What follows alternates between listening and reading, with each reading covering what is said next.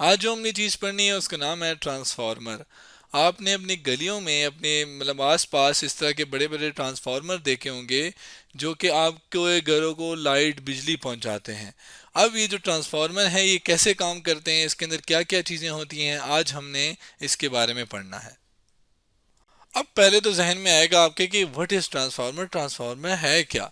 Transformer एक ऐसी electrical device है, जैसे मैं अभी लिख के लाया हूँ, transformer in electrical device that changes a given input voltage to a different output voltage.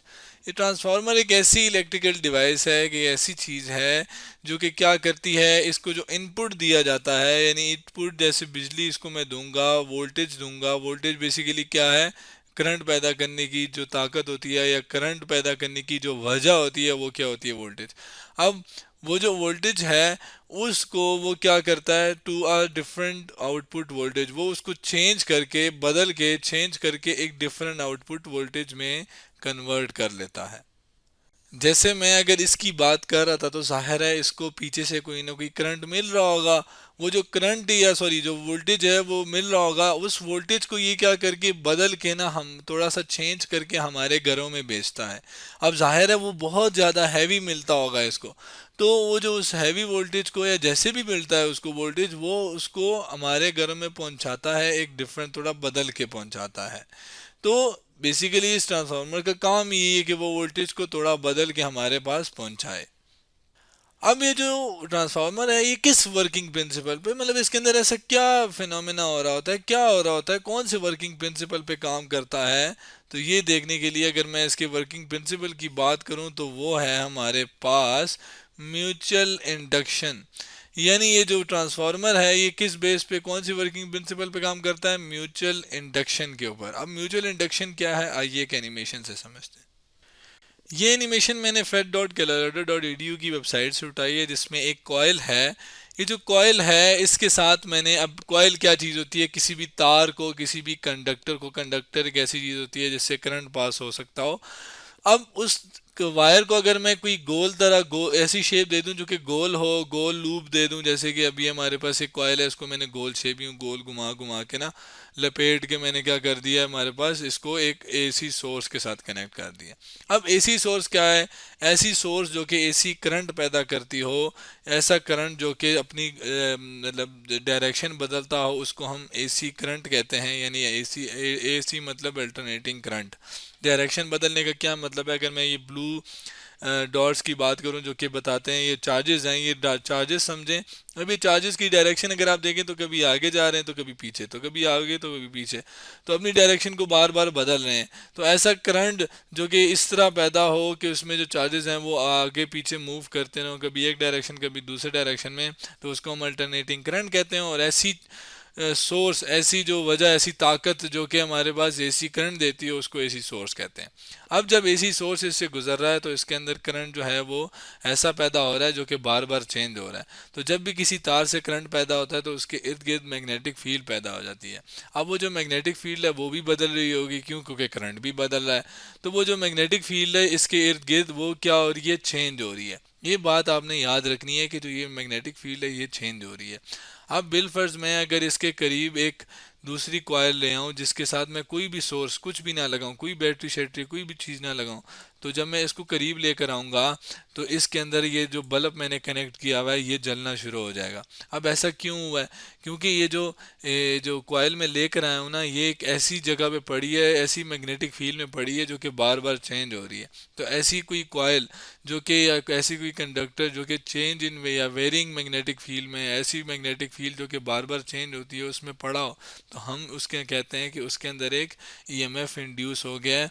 तो यही तो बेसिकली म्यूचुअल इंडक्शन है कि एक कॉयल के अंदर जो करंट चेंज होता है या मैग्नेटिक फ्लक्स चेंज होता है, मैग्नेटिक फील्ड चेंज होती है, उसकी वजह से ईएमएफ हमारे पास दूसरे कॉयल के अंदर आ जाता है। ईएमएफ बेसिकली बैटरी की वो ताकत होती है जिससे बिजली बनती है, करंट बनता है। तो बेसिकली ईएमएफ पैदा होने की वजह से इसके अंदर करंट आ गया और उस करंट की वजह से बल्ब जल गया। अब मैंने एक वर्ड यूज़ किया मैग्नेटिक फ्लक्स। मैग्नेटिक फ्लक्स को जानने के लिए पहले हम देखते हैं कि ये लाइंस क्या हैं। जब ये मैग्नेटिक ये करंट इससे पास हुआ तो इसके इर्द गिर्द मैग्नेटिक फील्ड पैदा होगी। उस मैग्नेटिक फील्ड को शो करने के लिए लाइंस मैं बनाता हूँ। उन लाइंस को क्या कहते हैं? मैग्नेटिक फील्ड लाइंस कहते हैं, जो कि ये बताते हैं कि जो मैग्नेट है ये किस डायरेक्शन में फोर्स लगाएगा। तो जब ये जो लाइंस हैं ये जब किसी एरिया से पास होती हैं, जैसे कि अगर ये कॉइल है, इससे मैग्नेटिक फील्ड लाइंस पास हो रही हैं, तो ये जब number of lines passing through an area, ये क्या कहलाता है? मैग्नेटिक फ्लक्स कहलाता है। अब जब फ्लक्स चेंज हो रहा है, करंट चेंज हो रहा है, करंट चेंज होने का क्या मतलब? मैग्नेटिक फ्लक्स चेंज हो रहा है। तो मैग्नेटिक फ्लक्स चेंज होने की वजह से हमारे पास ईएमएफ जनरेट होती है। ईएमएफ यानी इसके अंदर करंट पैदा हो जाता है। तो यही तो पूरी बात म्यूचुअल इंडक्टेंस की थी, जो कि एक कॉइल की वजह से दूसरे कॉइल के अंदर क्या पैदा हो रहा है? Mutual inductance. और यही जो बात है, यही मतलब वर्किंग प्रिंसिपल है किसका? ट्रांसफार्मर का। तो अगर मैं म्यूचुअल इंडक्टेंस को बताऊं कि वो क्या है, तो यहाँ पे मैंने लिख दिया है कि whenever the current through an area through a coil changes, या whenever a magnetic flux through a coil changes an EMF is induce in the neighbouring coil. जब भी करंट या मैग्नेटिक फ्लक्स चेंज हो रहा हो किसी coil के अंदर से, तो उसके अंदर क्या पैदा होती है? ईएमएफ पैदा होती है। किसके साथ? किसके अंदर? जो साथ वाली कॉइल है, नेबर के साथ। नेबर का मतलब साथ वाली, जैसे आपके घर के करीब आपके नेबर्स होते हैं ना, तो ऐसे जो नेबर्स हैं यानी आपके साथ वाले जो पड़ोसी होते हैं उनको नेबर बोला जाता है। तो जो साथ वाली कॉइल है उसके अंदर जो ईएमएफ पैदा होती है, तो उसको हम क्या कहते हैं? सॉरी, ये जो पूरा फिनोमिना है इसको हम क्या कहते हैं? Mutual inductance. अब बात करेंगे हम आगे कि भाई ये जो ट्रांसफार्मर है ये किस चीज़ से मिलकर बना होता है, इसकी कंस्ट्रक्शन क्या है। जैसे म्यूचुअल इंडक्शन में दो कॉइल्स थी, ऐसे ही अगर मैं एक ट्रांसफार्मर की बात करूं तो उसके अंदर भी दो कॉइल्स होती हैं।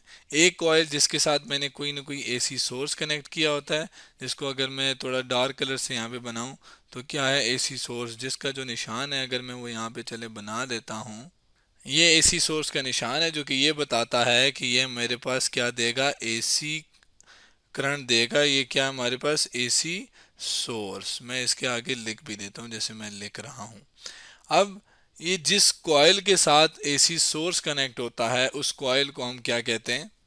Primary coil. जैसे ये इसके साथ सोर्स लगा हुआ है तो ये मेरे पास क्या कहलाएगी? Primary coil. जबकि ऐसी दूसरी कॉइल होती है जिसके साथ हमने कोई ना कोई आउटपुट लगाई होती है, जिसके अंदर करंट मिलता है हमें इसके चेंज होने की वजह से। प्राइमरी के अंदर मैग्नेटिक फील्ड चेंज होने की वजह से इसके अंदर जो मिलता है उसको हम क्या कहते हैं? Secondary coil. अब इसके साथ बेसिकली कोई भी आउटपुट कुछ भी चीज़ लग सकती है। मैं यहाँ पे बल्ब लगा देता हूँ। बल्ब जैसे मैंने लगाया, इसका ये है कि अब इसके अंदर ईएमएफ पैदा होगी, करंट आएगा, तो ये बल्ब क्या होगा? जलना स्टार्ट हो जाएगा। अब इसको जो मैंने कोई वोल्टेज दिया है जिसको मैं कहता हूँ, ये चूंकि प्राइमरी को मैंने कोई वोल्टेज दिया है, तो ये मैं इसको कह देता हूँ कि वीपी।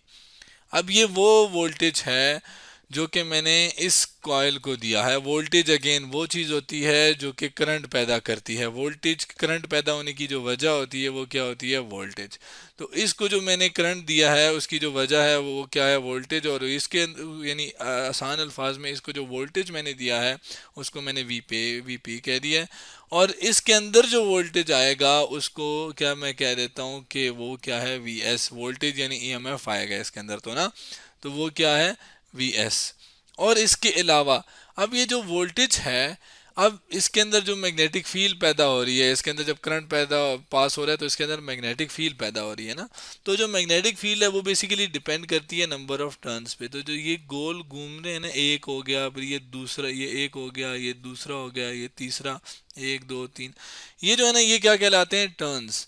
तो मैं अगर इनको कहूँ कि ये मेरे पास जो वोल्टेज है, या सॉरी वोल्टेज नहीं, जो मैग्नेटिक फील्ड है वो क्या है? इन टर्न्स पे डिपेंड करती है। अब जितने ज़्यादा टर्न्स होंगे उतने ज़्यादा हमें मतलब अगले उसमें सॉरी इसके इर्द गिर्द मैग्नेटिक फील्ड पैदा होगी, और उसकी वजह से क्या होगा कि इसके अंदर मैग्नेटिक फ्लक्स भी चेंज होगा। तो लेट से मैं इसके जो नंबर ऑफ टर्न्स हैं उसको मैं एन से शो कर लेता हूँ कि इसके अंदर एन नंबर ऑफ टर्न्स है। कुछ भी हो सकते हैं, अब आप गिन सकते हैं, ये कोई 10-15 होंगे। तो लेकिन मैं आसान के लिए मैं क्या कहता हूँ? एन। चूँकि ये प्राइमरी के हैं तो मैं इनको पी एन पी कह देता हूँ, और सेकेंडरी वाले जितने भी टर्न्स हैं मैं इनको एन एस कह देता हूँ। अब ये जो नंबर ऑफ टर्न्स है ना, इनकी अगर मैं रेशो लूँ, रेशो का क्या मतलब कि मैं इनको डिवाइड कर दूं, बिलफर्ज जैसे एन पी है, इसको मैंने डिवाइड कर दूं मैं किसके साथ, एन एस के साथ।